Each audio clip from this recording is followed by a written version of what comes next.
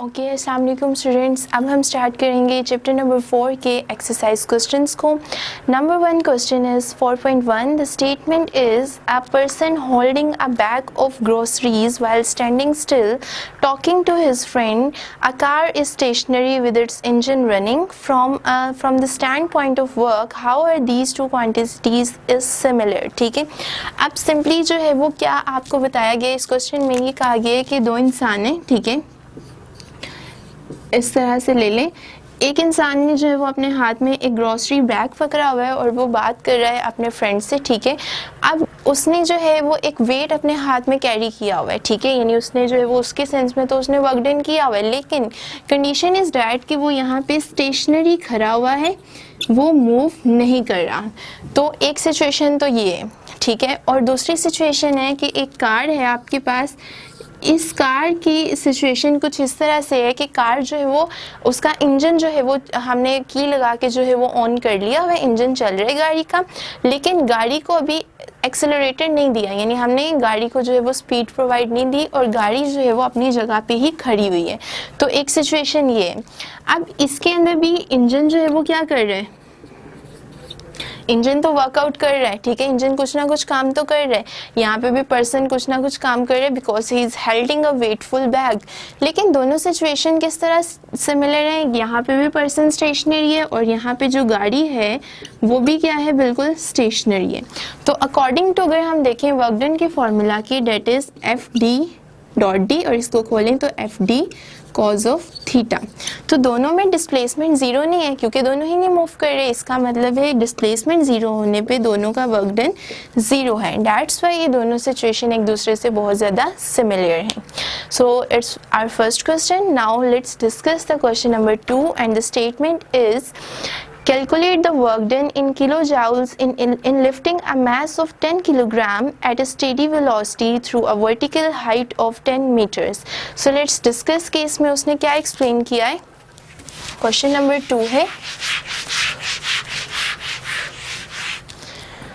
इसमें हमें कहा गया है क्वेश्चन नंबर 4.2 में कि एक जो वर्क डन किया गया है, और वर्क डन क्या किया गया है कि एक 10 किलोग्राम का मास था। ठीक है, 10 kg का, इसको लिफ्ट किया गया है एक खास हाइट तक, और वो हाइट कितनी है हमारे पास, 10 मीटर्स की है। ठीक है, यहाँ पे इस मास को लाया गया है।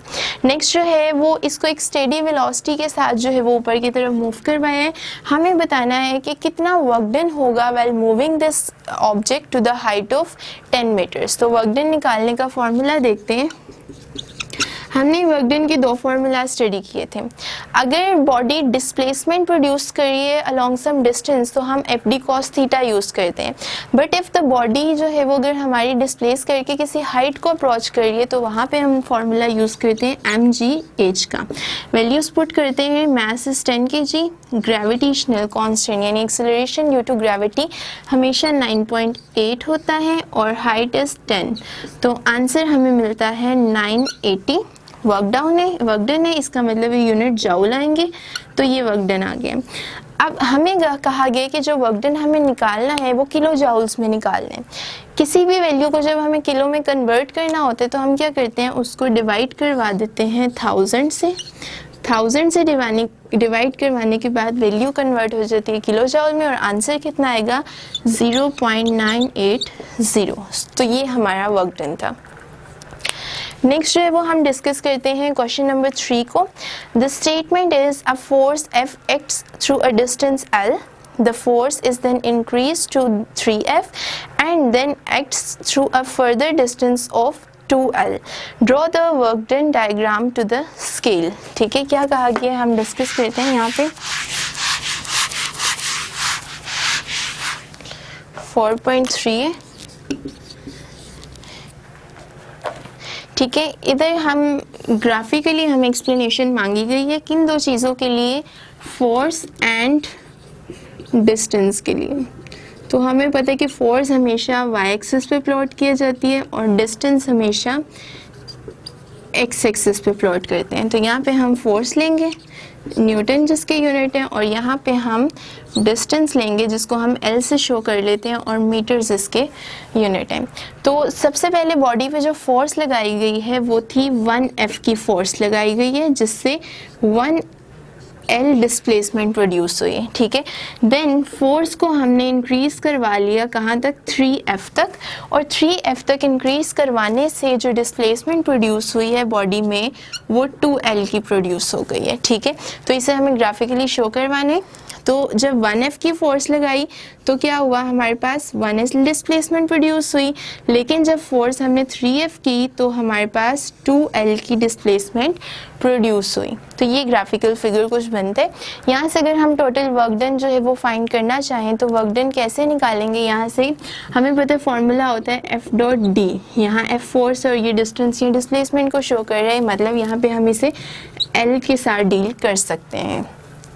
अब वर्क डन निकालने का फॉर्मूला यहाँ से ग्राफिकल मेथड से निकाल सकते हैं, दोनों रेक्टेंगुलर्स हैं तो इनके एरियाज के थ्रू हम जो वो वर्क डन निकालेंगे। सबसे पहले अगर इसकी बात करें तो वर्क डन कितना आएगा, F cross L, because the area of rectangle is length into height, ठीक है। यहाँ लेंथ इनटू विड्थ आप कंसिडर कर लें, तो ये लेंथ है और ये विड्थ है, प्लस इस रेक्टेंगल की अगर बात करें तो इसका भी फॉर्मूला क्या होगा, लेंथ इनटू विड्थ, यानी 3F मल्टीप्लाई 2L, तो FL प्लस 6FL, तो 7FL की जो है वो वर्क डन यहाँ पे होगा। तो ये था हमारा क्वेश्चन नंबर 3। नेक्स्ट है question number 4। Statement is in which case is more work done when a 50 kg bag of book is lifted through 50 centimeter और when a 50 kilogram crate is pushed through 2 meter across the floor with a force of 50 Newton, ठीक है। तो start करते हैं। आपको दो cases जो है वो यहाँ पे हमें डिस्कस करने को कहे गए हैं और हमें कंपैरिजन करने के बाद बताना है कि दोनों में से किसका वर्क डन ज़्यादा होगा। तो स्टार्ट करते हैं। सबसे पहला केस जो है वो क्या है कि आपके पास कुछ बुक्स का जो है वो बैग है जिसका वेट कितना है, 50 किलोग्राम है, ठीक है। इस बुक के वेट को जो है यानी इतने जो है वो आपने मास को डिस्प्लेस करवाना है कितने डिस्टेंस तक, अप्रॉक्सीमेटली 50 सेंटीमीटर के डिस्टेंस तक आपने इस जो है वो मास को क्या करवाना है, डिस्प्लेस करवाना है, ठीक है। इसको जो है वो सॉरी यहाँ पे एक चीज़ हमने ध्यान रखनी है, इसको हमने लिफ्ट अप करवाना है, डिस्प्लेस नहीं करवाएंगे, हम इसको लिफ्ट अप करवाएंगे यानी ऊपर की तरफ जो है वो मूव करवाएंगे। तो हाइट हमें दी हुई है 50 सेंटीमीटर की, यहाँ तक हमें इसे पहुँचाना है। एक तो हमें वर्क डन निकालना है इस सिचुएशन के लिए, और सेकेंडली हमें कहा गया है कि एक 50 kg का क्रेट है जिसके ऊपर हमने फोर्स लगानी है 50 न्यूटन्स की और इसको डिस्प्लेस करवाना है 2 मीटर्स के डिस्टेंस तक, ठीक है। तो ये फिनोमेना करते हुए हमें देखना है कि रिजल्ट हमारे पास क्या आएगा, दोनों में से किसका वर्क डन जो है वो ज़्यादा होगा। तो सबसे पहले फर्स्ट केस को लें तो उसमें हमने बॉडी को अपवर्ड मूव करवाया है। इसका मतलब क्या है कि यहाँ पे जो फॉर्मूला यूज़ होगा वो mgh आएगा, mass is 50 kilogram, G is 9.8 और हाइट जो है वो सेंटीमीटर में, इसे मीटर में कन्वर्ट करने के लिए 100 से डिवाइड करेंगे तो क्या आएगा 5/10 यानी 1/2 which is equivalent to 0.5 metres. तो यहाँ पे ये आ गया। आंसर निकालें तो तकरीबन 245 जाउल्स आता है। नेक्स्ट इस सिचुएशन में अगर वर्क डन निकालना चाहें तो यहाँ हमने बॉडी को डिस्प्लेस करवाया यानी वर्क डन का फॉर्मूला यूज़ करेंगे हम F डॉट डी का, ठीक है। तो फोर्स कितनी है 50 और डिस्टेंस कितना है 2 मीटर, तो आंसर आया 100 जाउल। तो हम देख सकते हैं कौन सा वर्क डन ज़्यादा था। फर्स्ट कंडीशन में जो हमने वर्क डन किया था वो ज़्यादा था as compare to second condition के। Next question is an object of 1 joule of potential energy, explain what does it mean. Start करते हैं।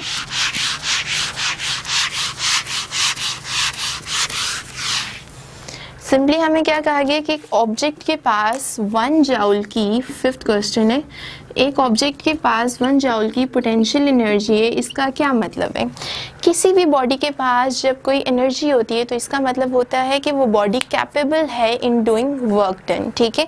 तो अगर किसी बॉडी के पास 1 जाउल पोटेंशियल एनर्जी है इसका मतलब है कि ये बॉडी जो होगी हमारी जिसके पास 1 जाउल की पोटेंशियल एनर्जी मौजूद है उसमें एबिलिटी है कि वो 1 जाउल का वर्क डन परफॉर्म कर सकती है, ठीक है। तो इट्स सिंपली द आंसर।